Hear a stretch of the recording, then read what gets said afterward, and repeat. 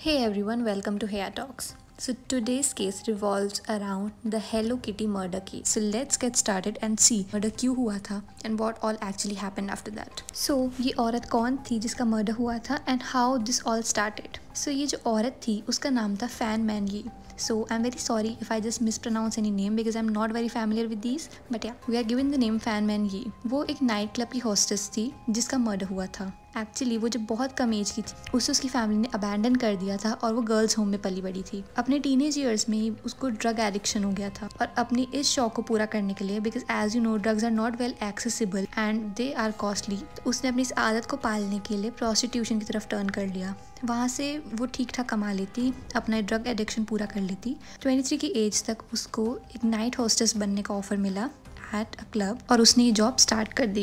Even at the age of 23, she was still a drug addict. Then in 1997, Fan Man Yi met Chan Man Lok. He was a 34-year-old socialite. So basically what Chan Man Lok did was he was actually a drug dealer and a pimp. So what actually a pimp is a person who controls prostitutes. उनके लिए clients arrange करते हैं और थोड़ा सा जो percentage होता है उन prostitutes की earning का वो अपने पास रख लेते हैं in return. And as we know that Fan Man Yi was a prostitute and a drug addict, तो एक दूसरे से बात करके realize हुआ that they had something in common. Then Fan Man Yi एक regular addiction बन गई Chan Man Lok और उसके henchmen के लिए.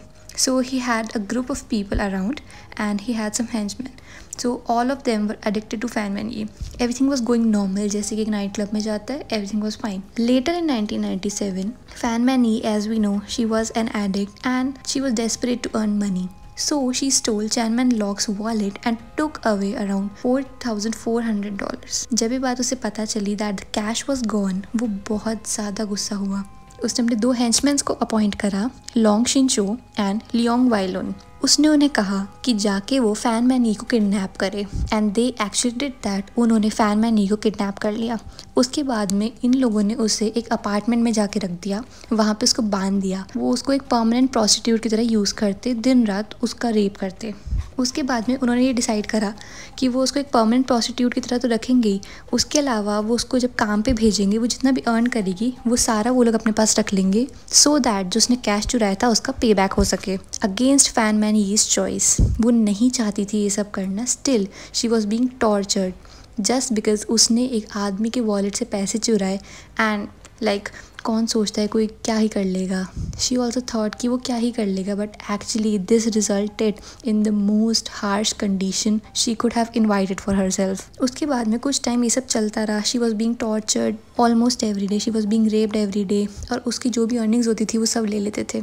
कुछ टाइम बाद उन्हें लगा कि ये जो प्रोस्टिट्यूशन वाला पार्ट है ये काफ़ी नहीं है, तो उन्होंने उसे अलग तरीके से टॉर्चर करना स्टार्ट करा. वो उसे हर दिन बांध देते, उसको बहुत ज़्यादा पीटते. They used to literally beat her up a lot and then कई बार वो उसकी स्किन को जला देते. Raping her was very normal. Even they force her to eat human faeces. That was very very brutal. ये सब उसके साथ चलता रहा, उसको डेली टॉर्चर करते रहते. For about a month she was being torture. उसके बाद एक दिन कुछ अलग हुआ वहाँ पे उस अपार्टमेंट में. Other than these 3 guys, there came a girl who was around 14 years old. उसको डिस्क्राइब किया जाता है कोर्ट के केसेस के through as a Fong. The name isn't yet disclosed but we just know this name. So ये जो 14 साल की लड़की थी, she too was chain man locks prostitute. Like it's very unbelievable, एक 14 साल की बच्ची, but yes she was his prostitute. So once she visited the apartment और वहाँ पे उसने देखा कि चैन मैन लॉक एक लड़की को मार रहा है, तो उसने भी उसे ज्वाइन कर लिया. और जब पुलिस ने उससे पूछा कि तुमने ऐसा क्यों करा, then she said I thought this is something fun, तो इसलिए उसने भी ज्वाइन कर लिया. Like that's seriously very weird. Fong ने ऐसा ही कहा. She started to kick Fan Man Yi in her head for about 50 times with Chan Man Lok. ये सब चलता रहा. उसके बाद में after being tortured for around a month Fong को पता चला कि फैन मैन यी डाइड ओवरनाइट. उसे अचानक से पता चला कि फैन मैन यी मर गई, एक रात गुजरी and the other day she was found dead. किसी को भी कुछ भी समझ नहीं आया. जो हेंचमैन्स थे 2 और चैन मैन लॉक, इनके बीच में आर्ग्यूमेंट होने लगी that did she die because of overdose, drug overdose की वजह से उसकी मौत हुई, या फिर जो उन्होंने उसके ऊपर इतनी इंजरीज और टॉर्चर करा था उसकी वजह से वो मर गई. ये आर्ग्यूमेंट चलती रही but there was no way to know. इन लोगों को पता नहीं चल सकता था because they were not actually specialized in that. उन्होंने बस अंदाज़ा लगाया that maybe she died of overdose. उन लोगों का ये मानना था. उसके बाद में जो दोनों हेंचमैन्स थे उन्होंने उसकी बॉडी को शिफ्ट करा बाथटब में और उसके बाद में 100 से उसके सारे बॉडी पार्ट्स को अलग अलग करा। उन्होंने उसकी बॉडी को कट कर दिया। उसके बाद में ताकि स्मेल ना आए और जो डिकम्पोजिंग प्रोसेस है वो रुक जाए, इसलिए उन्होंने स्टोव के ऊपर उसके बॉडी पार्ट्स को बॉईल करना स्टार्ट करा। वो जैसे जैसे उसको बॉईल कर रहे साथ के साथ वो डिनर भी बना रहे थे and they were literally using the same utensils to cook the dinner और उसकी बॉडी को बॉईल करने के लिए भी। लाइक दैट्स वेरी हार्श, कोई ऐसा कैसे कर सकता है, but that actually was happening. That's seriously crazy. उसके बाद में उन्होंने जितने भी उसके बॉडी पार्ट्स थे except the skull, except her head, वो उन्होंने उठा के हाउस होल्ड गार्बेज में डाल दिया ताकि वो उस चीज़ को फेंक सके। बाद में उन्होंने उसकी बॉडी को डिस्पोज कर दिया। उसके बाद उन्होंने उसका हेड रखा, बट वी डोंट नो उन्होंने उसका हेड क्यों रखा एक्चुअली, इसके पीछे क्या रीज़न थी, बट वी डोंट नो।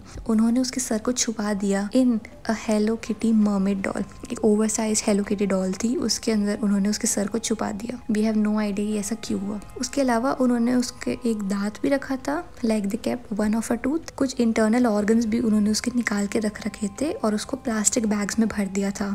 ये एक्चुअली कहीं पे बताया हुआ नहीं है, but I think that they could have sold them. उनको लगा होगा हम इसके ऑर्गन्स को बेच सकते हैं, सो मे बी दैट्स वाई। उसके बाद अफोंग ने काफ़ी बार हेल्प भी करी पुलिस की। उसने टेस्टिफाई करा चैन मैन लॉक और उसके 2 हेंचमैन के अगेंस्ट। उसके बाद में जब पूछा गया कि why did Ah Fong tell all of this to the police, तो उसने बताया that she was actually being tortured every day in the head. उसको मेंटली बहुत प्रेशर हो रहा था and she was not able to take that. तो उसको लगा कि मे बी अगर वो पुलिस को जाके सब कन्फेस कर देगी तो उसके मन का जो बोझ है उतर जाएगा। उसके बाद में उसने काफ़ी सारी डिटेल्स भी दी थी पुलिस। इतना सब होने के बाद भी पुलिस को थोड़ा और उस चीज़ के बारे में जानना था। लेटर ऑन जब पुलिस ने अपार्टमेंट की छानबीन करी तो उनको काफ़ी सारे ऐसे एविडेंसेस भी मिले जिससे प्रूव होता था कि चैन मैन लॉक और उसके 2 हेंचमैन की वजह से ही वहाँ पे फैन मैन पे टॉर्चर हुआ था and maybe they even were the cause of her death. As we know कि डेथ का कॉज क्लियर नहीं था, so this was just assumption. सब अजम्पशन लगाए थे कि क्या हुआ होगा क्या नहीं हुआ होगा। So all this actually happened. Later police ने इन्वेस्टिगेशन करी, वो सब हमारे सामने आया। उसके बाद में जो प्रॉपर रीज़न था फैन मैन की डेथ का वो क्लियर नहीं है, बिकॉज उसकी बॉडी मिली ही नहीं थी। उसकी बॉडी पहले उन्होंने डिस्पोज कर दी थी और पुलिस को वो नहीं मिल पाई थी। इस वजह से कोई भी मेडिकल एग्जामिनर्स को या पुलिस को कुछ भी नहीं मिल पा रहा था जिससे वो डेथ का कॉज डिटरमाइन कर सके, and that's actually very wrong. But ऐसा माना जाता है कि जो इंजरीज उसको हुई थी उस टॉर्चर की वजह से वो ही उसकी रीज़न थी डेथ की, rather than the overdose. As a result in तीनों पे केस हुए and then they were convicted, but not for murder but for manslaughter, because it was believed by the jury they had caused her death, but the death was not an intent. उसके बाद में इन तीनों को life in prison की सज़ा सुनाई गई और उसके बाद payroll in 20 years. That's all. इतना सा हुआ एंड दैट्स इट। इस केस के ज़्यादा हमारे पास ज़्यादा हमारे पास डिटेल्ड इन्फॉर्मेशन नहीं है and even on the internet we don't find a lot of articles, but ये एक मेन कोर स्टोरी है जो एक्चुअली हुई थी, पुलिस के थ्रू हमें पता चली थी। The police confessed all of this in front of the media और इस वजह से हमें सारी बातें पता है। So now we can see एक 14 साल की बच्ची का कन्फेशन कितने बड़े केस को लीड कर रहा था। पुलिस एक्चुअली उन लोगों को सज़ा तो दे पाई, वो 3 लोग सज़ा तक तो पहुँच पाए। अगर वो कभी कन्फेस ही नहीं करती तो ये कभी होता ही नहीं। सो this was the entire story of the Hello Kitty murder case. As pleasing as Hello Kitty is, it became horrifying for the people of Hong Kong.